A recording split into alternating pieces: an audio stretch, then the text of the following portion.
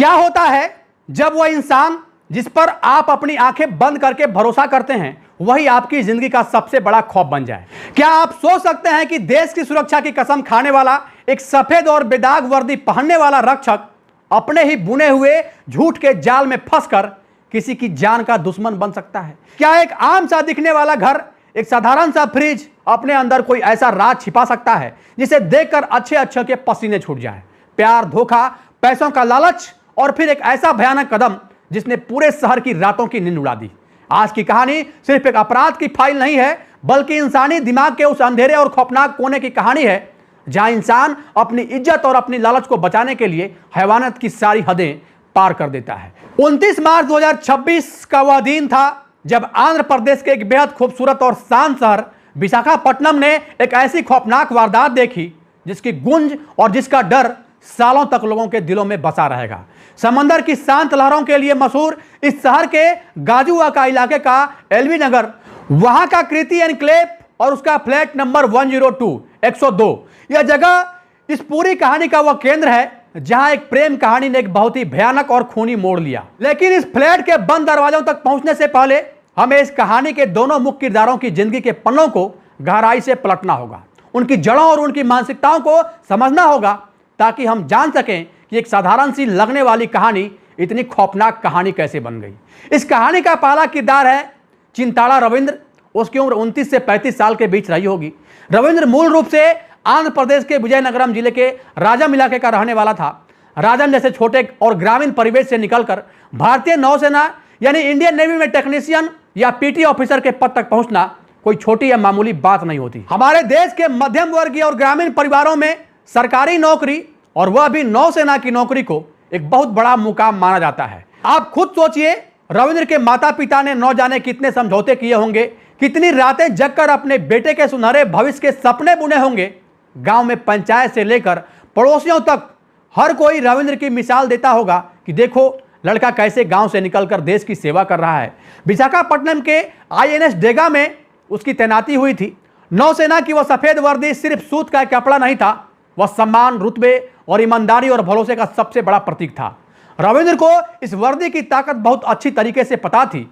वह यह भी बहुत खामोशी से जानता था कि इस वर्दी को देखकर कोई भी मासूम इंसान उस पर आंख मूंद कर भरोसा कर लेगा और यही उसका सबसे बड़ा हथियार बना। दूसरी तरफ थी इस कहानी की पीड़िता मोनिका। उम्र लगभग 29 से 31 साल के बीच थी। वह विशाखापट्टनम के संजीवैया कॉलोनी की रहने वाली एक बहुत ही साधारण सी लड़की थी। मोनिका भी आम लड़कियों की तरह अपनी जिंदगी और अपने आने वाले कल को लेकर बहुत हसीन सपने देखती थी। हमारे समाज में एक लड़की जब बड़ी होती है तो उसके माता पिता सबसे ज्यादा उसकी शादी और उसके सुरक्षित भविष्य की चिंता करते हैं। हर पिता यही चाहता है कि उसकी बेटी एक ऐसे घर में जाए जहां उसे प्यार और सम्मान मिले।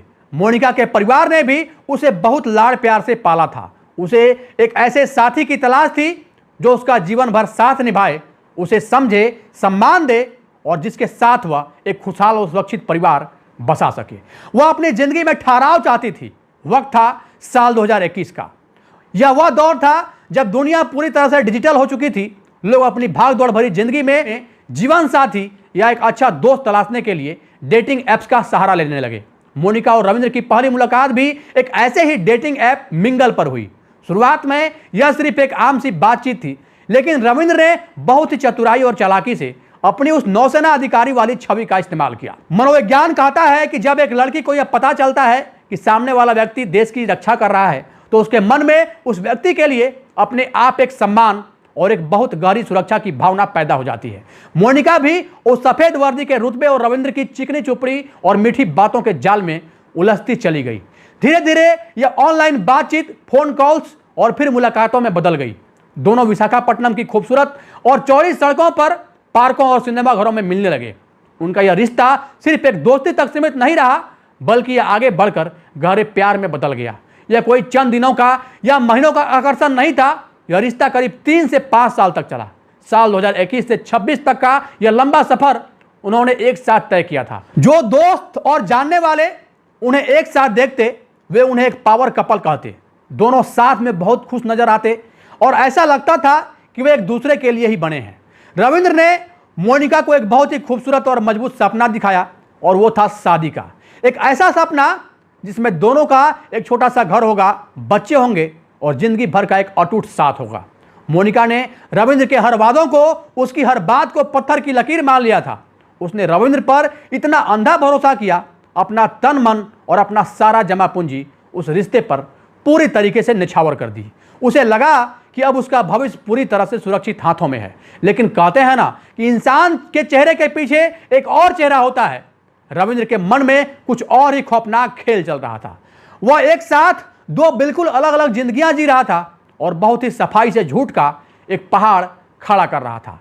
साल 2024 में जब मोनिका यह सोच रही थी कि वह बहुत जल्द रविंद्र की दुल्हन बनेगी और अपने नए घर जाएगी, तभी रविंद्र ने अपने गांव में अपने परिवार वालों की मर्जी से एक अरेंज मैरिज शादी कर ली। उसकी पत्नी का नाम था श्री लक्ष्मी। समाज, पंचायत और परिवार की नज़रों में रविंद्र एक बहुत ही आज्ञाकारी और आदर्श बेटा बन गया, जिसने अपने माता पिता की पसंद की लड़की से चुपचाप शादी कर ली और परिवार की इज्जत बढ़ा दी। लेकिन सबसे बड़ी हैरानी और धोखे की बात यह थी कि अपनी शादी के बाद भी उसने मोनिका से अपना रिश्ता खत्म नहीं किया। उसने बहुत ही सातिराना और मास्टरमाइंड तरीके से दोनों औरतों को एक गहरे धोखे में रखा। वह अपनी पत्नी के साथ एक अलग और संस्कारी जीवन जी रहा था और वहीं दूसरी तरफ मोनिका के साथ अपना प्रेम प्रसंग भी बड़े मजे से चला रहा था। उसे लगने लगा था कि वह इतना चालाक है कि कभी पकड़ा नहीं जाएगा। लेकिन कहा गया है ना कि झूठ के पैर नहीं होते और सच पानी की तरह साफ होता है, जो अपना रास्ता खुद निकाल ही लेता है। मोनिका को किसी तरह इस बात की भनक लग गई कि जिस इंसान को वह अपना होने वाला पति मानती है, जिसके साथ उसने अपनी पूरी जिंदगी बिताने के सपने देखे हैं, वह असल में किसी और का पति बन चुका है। जब मोनिका को रविंद्र की इस गुपचुप शादी का पूरा सच पता चला तो जैसे उसके पैरों तले जमीन खिसक गई। सोचिए उस लड़की के दिल पर क्या गुजरी होगी। 3 साल का गहरा प्यार, वो सारे कस्में, वादे, वो एक साथ देखे गए भविष्य के सपने, सब कुछ एक झटके में कांच की तरह टूटकर बिखर गया। कोई भी लड़की जब इस तरह के भयानक और गहरे धोखे का शिकार होती है तो उसका दिमाग पूरी तरीके से सुन्न पड़ जाता है। लेकिन बात सिर्फ दिल टूटने, भावनाओं से खेलने और धोखे तक ही सीमित नहीं थी। इस उलझे हुए रिश्ते में एक बहुत बड़ा पेंच था, वह था पैसे का लालच। रविंद्र ने अपने इस अफेयर के दौरान मोनिका की भावनाओं और उसके भरोसे का ही नहीं बल्कि उसके पैसों का भी जमकर इस्तेमाल किया। उसने अलग अलग और झूठे बहाने बनाकर मोनिका से करीब 3.5 लाख रुपए उधार लिए। कभी उसने अपने परिवार की मजबूरी बताई, कभी अपनी कोई परेशानी बताई, तो कभी कोई और नया कारण गढ़ दिया। प्यार में अंधी और भरोसे में डूबी मोनिका ने बिना सोचे समझे अपनी खून पसीने की जमा पूंजी उसे लगातार देती रही। उसे लगता था कि आखिर कुछ ही दिनों की तो बात है, जब शादी होनी ही है तो पैसे उसके बैंक खाते में रहे या रविंद्र के पास, इससे क्या फर्क पड़ता है। लेकिन जब शादी का वो खोखला सच सामने आ चुका था, वह रिश्ता पूरी तरह से टूट चुका था, तो मोनिका ने अपने हक के पैसे वापस मांगने शुरू कर दिए।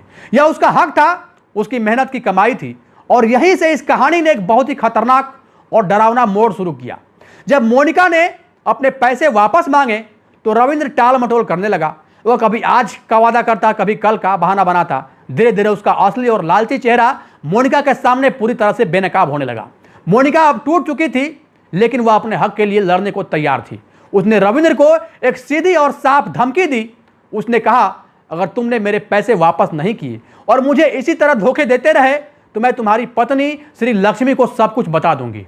मैं तुम्हारे गांव जाऊंगी और सबको बता दूंगी कि तुम शादी के बाद भी मेरे साथ अफेयर चला रहे हो। तुमने मुझसे झूठे वादे करके मेरी जिंदगी बर्बाद की है और मेरे पैसे भी हड़प लिए हैं। यह एक ऐसी धमकी थी जिसने रविंद्र की रातों की नींद उड़ा दी। यह धमकी रविंद्र के लिए एक बहुत बड़े भूकंप जैसी थी। रविंद्र के घर में हाल ही में एक बहुत बड़ी खुशी आई थी। उसकी पत्नी श्री लक्ष्मी ने एक बच्चे को जन्म दिया था और वह उस समय अपने मायके विजयनगर गई हुई थी। उसे सबसे बड़ा इस बात का डर था कि अगर उसकी पत्नी को इस अफेयर का सब कुछ पता चल गया तो उसकी शादी टूट जाएगी। गांव में उसके परिवार की इज्जत मिट्टी में मिल जाएगी।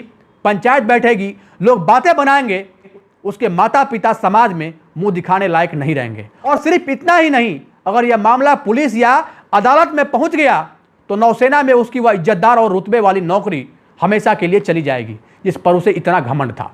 रविंद्र एक साथ अपना परिवार, अपना रुतबा, अपना पैसा खोने के डर से कांप उठा। उसका दिमाग अब एक अपराधी की तरह काम करने लगा।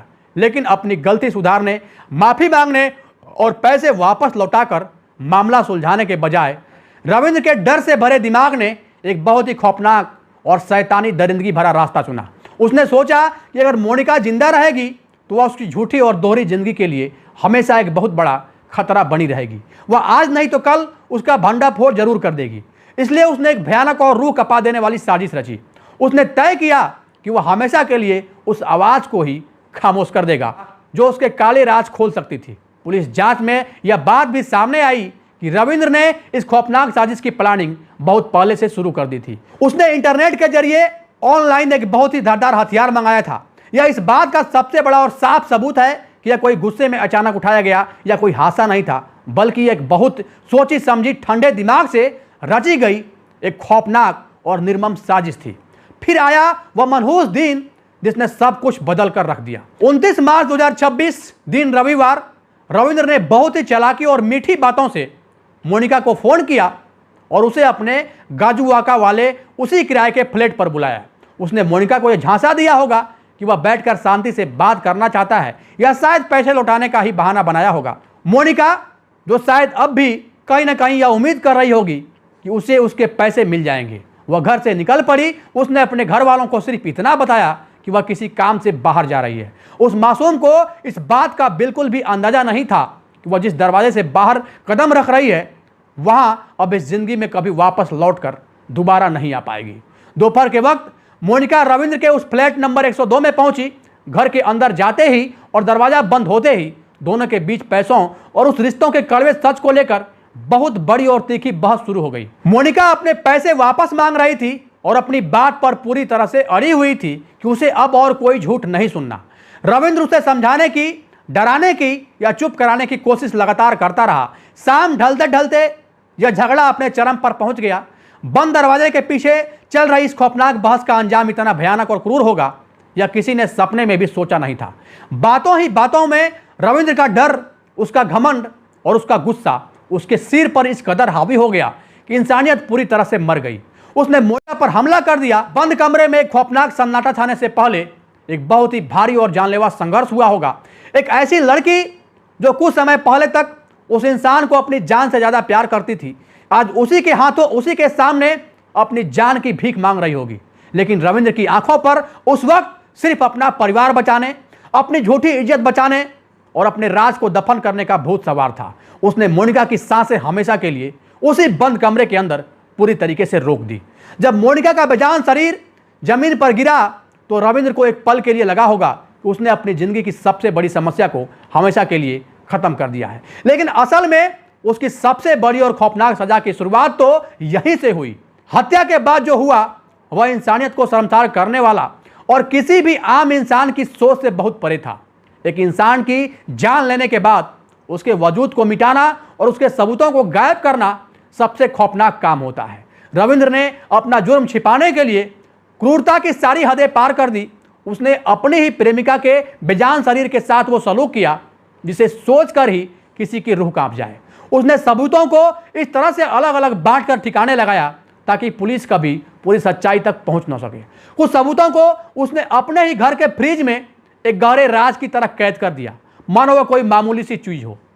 यह सोचना भी डरावना है कि एक कातिल उसी घर में उसी फ्रिज के साथ कैसे रात गुजार सकता है और बाकी चीजों को वह शहर की भीड़ भाड़ से बहुत दूर सिंहांचलम के एक सुनसान इलाके में ले गया और वहां ले जाकर उन्हें आग के हवाले कर दिया ताकि हर सुराग हमेशा के लिए राख में मिल जाए और मोनिका का नामो निशान पूरी तरीके से मिट जाए। कुछ सुराग उसने उसी फ्लैट में बिस्तर के नीचे एक बोरे में छिपा दिया। उसे लगा कि उसने एक बहुत ही चालाकी भरा और शातिर कदम उठाया है और अब वह आसानी से अपनी झूठी और दोहरी जिंदगी में वापस लौट जाएगा जहां वह एक अच्छा पति और एक अच्छा नेवी ऑफिसर है। लेकिन जुर्म कभी छिपता नहीं है, उसकी महक हवा में घुल जाती है और रात होते होते रविंद्र के दिमाग पर उस भयानक घटना का और उस खौफनाक सन्नाटे का बोझ हावी होने लगा। उसे समझ आने लगा कि वह इस डिजिटल दुनिया से बच नहीं सकता।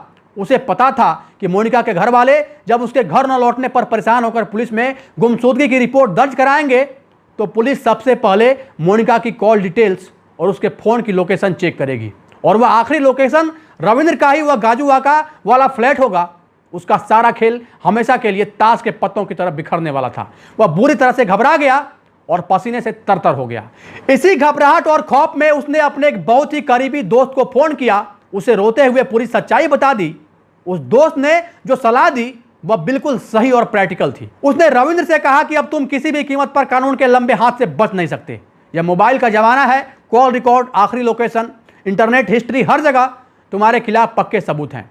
अगर तुम भागने की कोशिश करोगे तो पुलिस तुम्हें और बुरी तरह पकड़ेगी और सजा भी बहुत ज़्यादा होगी। बेहतर और समझदारी इसी में है कि तुम खुद जाकर पुलिस के सामने सरेंडर कर दो, अपना गुनाह कबूल कर लो। शायद कानून तुम्हें आगे चलकर कुछ राहत दे दे। दोस्त की बात सुनकर रविंद्र को सच्चाई का कड़वा एहसास हुआ। पूरी रात वह उस खौफनाक घर में, उस फ्रिज और उस खूनी बिस्तर के साथ जागता रहा। उसके दिमाग में न जाने कितने खौफनाक विचार आ रहे होंगे।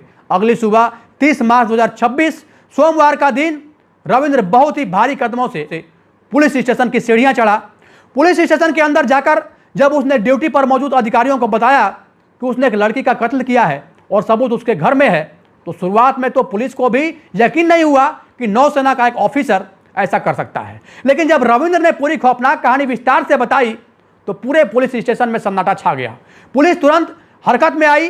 पुलिस की एक टीम रविंद्र को लेकर कृति एनक्लेव के उस फ्लैट नंबर 102 पर पहुंची। जब पुलिस ने घर का दरवाजा खोला और अंदर जाकर फ्रिज खोला तो अंदर का नजारा देखकर सालों से ड्यूटी कर रहे, बड़े बड़े क्राइम देख चुके पुलिस वालों के भी रोंगटे खड़े हो गए। घर के अंदर से और उस सिंहाचलम वाले इलाके से बाकी सबूत भी बरामद कर लिए गए। रविंद्र को तुरंत गिरफ्तार कर लिया गया और पूरे विशाखापट्टनम इलाके में यह खबर जंगल की आग की तरह फैल गई। एक पल में वो नौसेना का सम्मानित और रुतबेदार अफसर एक बेहद क्रूर और हैवान हथियार बन चुका था।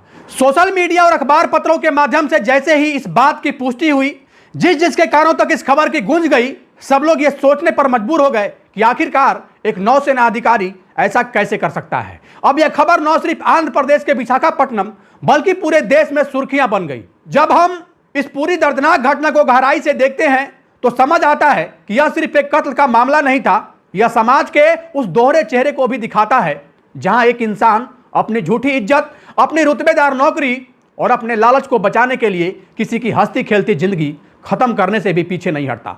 मोनिका ने प्यार किया था, एक सुनहरा भविष्य देखा था, भरोसा किया था, लेकिन बदले में उसे एक बहुत ही दर्दनाक मौत मिली। जरा सोचिए, रविंद्र के उन बूढ़े माता पिता के बारे में जिन्होंने बड़े अरमानों से उसे बड़ा किया था, आज वे अपने गांव के समाज में मुंह दिखाने लायक नहीं रहे होंगे। उसकी पत्नी श्री लक्ष्मी, जिसके जीवन में अभी एक नए बच्चे के रूप में नई खुशी आई थी, उसकी जिंदगी भी एक पल में वीरान हो गई। एक झूठ, एक लालच और एक गलत कदम ने न जाने कितनी जिंदगियां तबाह कर दी। इस कहानी को सुनकर हम सभी के मन में एक बहुत बड़ा और गहरा सवाल उठता है, क्या आज के समय में किसी भी रिश्ते में अंधा भरोसा करना सही है? क्या किसी व्यक्ति की वर्दी, उसका पद या उसका रुतबा उसके अच्छे चरित्र की गारंटी दे सकता है? इस पूरी खौफनाक घटना में आपको क्या लगता है? क्या रविंद्र ने यह सिर्फ अपनी इज्जत और परिवार के बचाने के डर से किया या उसकी पहले से ही एक सातिर फितरत थी? अपनी बेबाक राय कमेंट बॉक्स में जरूर लिखें। आपके विचार दूसरों को भी सोचने और सतर्क रहने पर मजबूर कर सकते हैं। अगर आपको आज की हमारी यह सच्ची और गहराई से जुड़ी कहानी पसंद आई हो तो वीडियो को लाइक करें और इसे अपने दोस्तों और परिवारों के साथ शेयर करें। और हां, अगर आपने अभी तक चैनल जनतक न्यूज को सब्सक्राइब नहीं किया है तो जनतक न्यूज को सब्सक्राइब जरूर करें। मिलते हैं बहुत जल्द एक और ऐसे ही नई दास्तान के साथ। तब तक के लिए जहां भी रहें सावधान रहें, सुरक्षित रहें, अपना ख्याल रखें। जय हिंद, जय भारत।